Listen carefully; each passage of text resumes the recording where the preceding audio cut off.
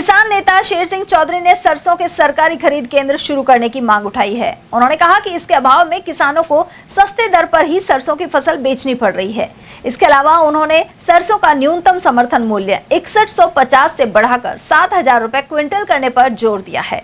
चौधरी के अनुसार इससे किसानों को लागत के अनुसार फसल का मूल्य मिल सकेगा। किसान की सरसों मंडी में आ रही है, लेकिन समर्थन मूल्य पर अभी खरीद शुरू नहीं हुई है और समर्थन मूल्य भी काफ़ी कम है लागत के हिसाब से।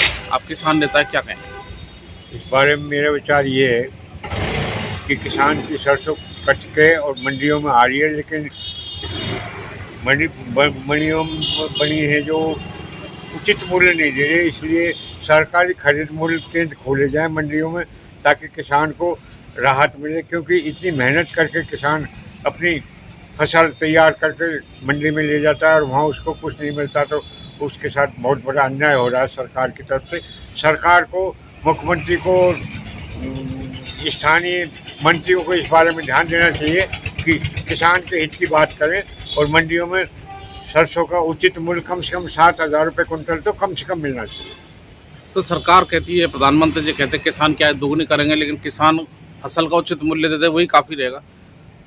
भाई उचित मूल्य तो केंद्र सरकार ने अभी लागू नहीं कर रखा किसानों पे, जबकि किसान बेचारा भूखा मर रहा है और उसको कोई फायदा नहीं हो रहा। ना दिल्ली में भी बीजेपी की सरकार है, केंद्र में भी सरकार है, राजस्थान में भी सरकार है, फिर भी किसान को नुकसान हो रहा है। ये बहुत अन्याय हो रहा है किसान के साथ और इसके लिए किसान आगे संघर्ष भी करेगा और हो सकता है कि दिल्ली कूच करनी पड़ जाए।